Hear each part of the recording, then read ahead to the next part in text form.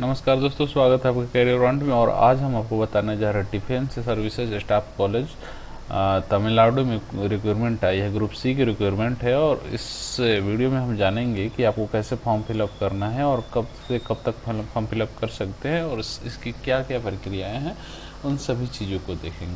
सबसे पहले आपको बता दें कि 2 सितंबर 2023 को नोटिफिकेशन आया और 23 सितंबर 2023 तक आप अप्लाई कर सकते हैं।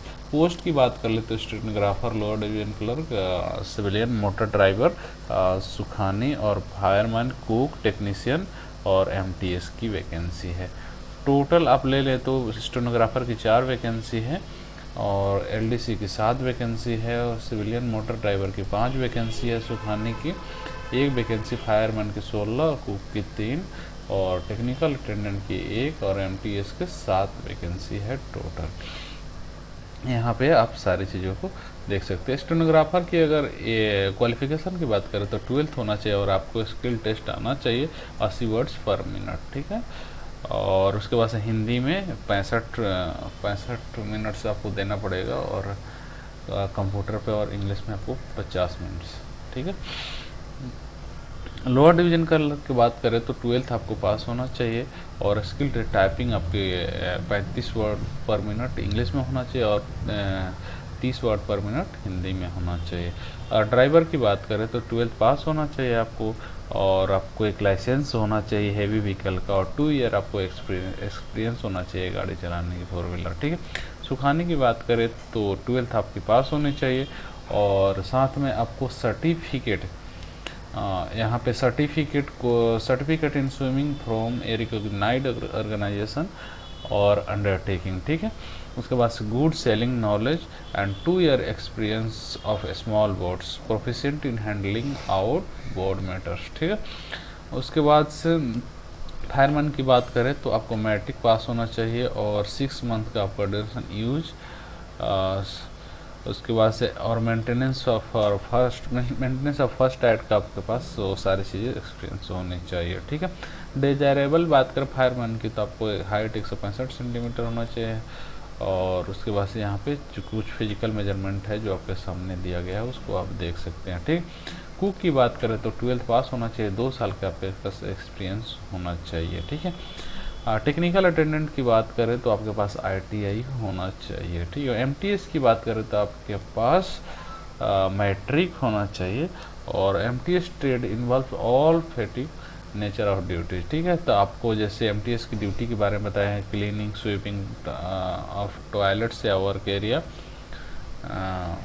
Loading, unloading, shifting of goods, gardening, feeding and cleaning of horse's, night watchman etc अब सभी एमटीएस के अंतर्गत आते हैं। देखिए यहाँ पे एमटीएस के वर्क को यहाँ पे इन्होंने बताया है। एमटीएस की और की बात बताया तो आपको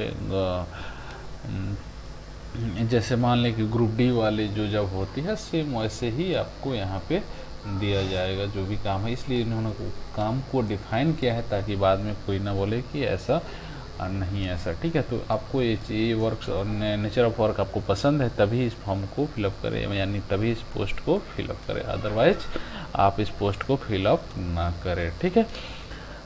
जैसे यहाँ पे आप देखेंगे जनरल इंस्ट्रक्शन की बात करें तो एज लिमिट आपको सबके अनुसार से दिया गया है हर चीज़ का।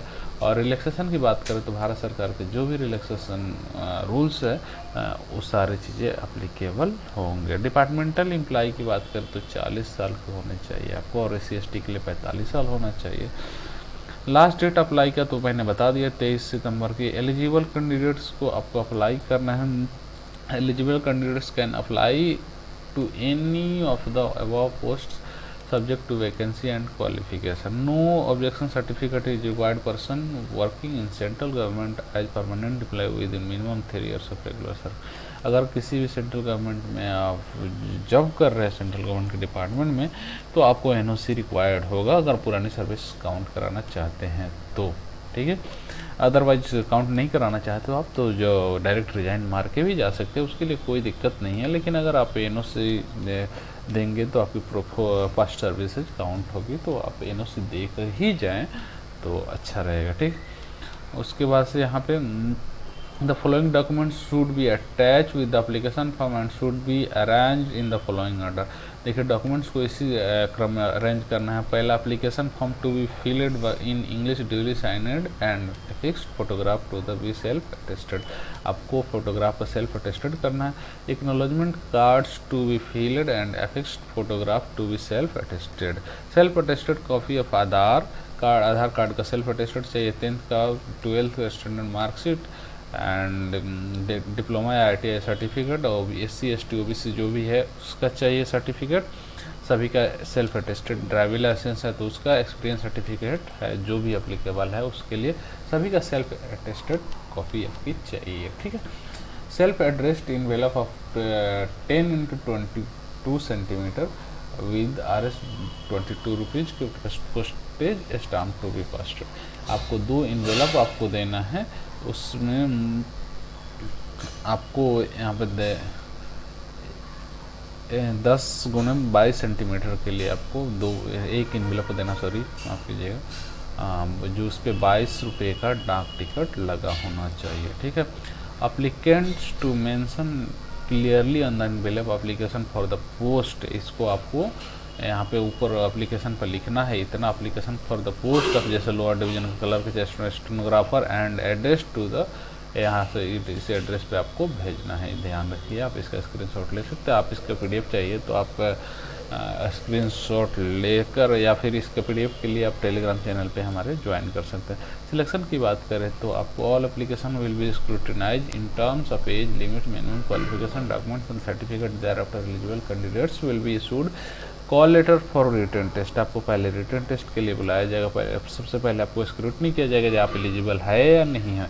अगर आप एलिजिबल है तो फिर उसके बाद से आपको रिटर्न टेस्ट के लिए बुलाया जाएगा। The eligible candidates will be required to appear for return test. The return test will be based on minimum educational qualification. आपको जो भी मिनिमम एजुकेशनल क्वालिफिकेशन यहाँ पे मांगा गया है उसी के बेस्ड होना चाहिए, उसी के बेस्ड पर।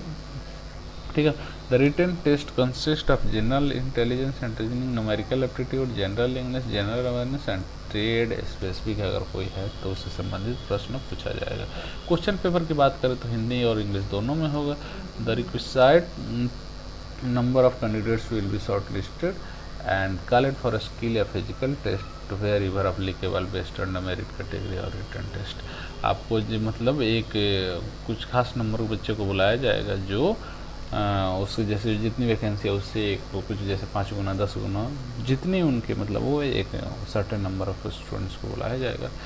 उसके बाद से आपको यहाँ पे नेक्स्ट स्टेज के रिक्रूटमेंट की शुरू किया जाए। ठीक है। अदर इंस्ट्रक्शन की बात कर लें, application received after due date will not be considered, DSSC will not be responsible for any kind of postal delay. आप किसी भी तरह के पोस्टल डिले के लिए DSSC था, इसलिए आप अभी फॉर्म को फिलअप कर दे। 23 सितंबर से पहले होना चाहिए। आज 5 सितंबर भी हो चुका है तो आप इन सारी चीज़ों को देख सकते हैं। Pre scrutiny of the application in terms of age limit, minimum qualification, documents and certificate will be carried out by the DSSC before calling suitable candidates for the written test. The venue of written test skill test is DSSC Wellington. आपको written test या skill test के लिए वहीं पे जाना पड़ेगा तमिलनाडु में ही, और नो TA और DA आपको प्रोवाइड कराया जाएगा। Selected candidates will be required to serve anywhere in India, किसी भारत के किसी भी कोने में आपको सर्विस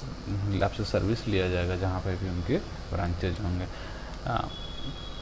उसके बाद से यहाँ पे आप आते हैं तो separate application should be submitted for each. जैसे आप 2 पोस्ट के लिए एप्लीकेशन सबमिट कर रहे हैं तो 2 बार एप्लीकेशन आपको देना होगा अलग अलग पोस्टों के लिए। एक ही बार में 2 पोस्टों को आप फॉर्म फिलअप नहीं कर सकते हैं।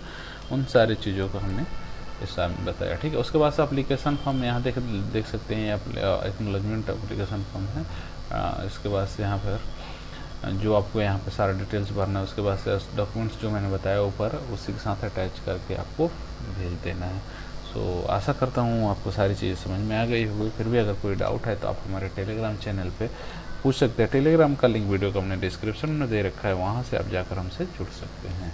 So thank you, all the best.